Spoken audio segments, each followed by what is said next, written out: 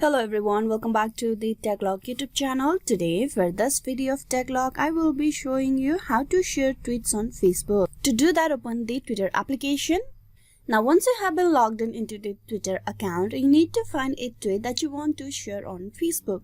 So you just scroll down or find the username or the profile of which tweets you want to share on Facebook. So for this, I'm just gonna go with the random one. To share a certain tweet on Facebook, so all you need to do is you need to tap on that share icon, tap that. This will give you all these options, and here on the bottom you will have the other social media platforms available. From there you scroll down and you will have two options of how you want to share this tweet on Facebook. That is either in your newsfeed or in your groups, Facebook groups. So we're gonna go with the newsfeed option, tap on newsfeed.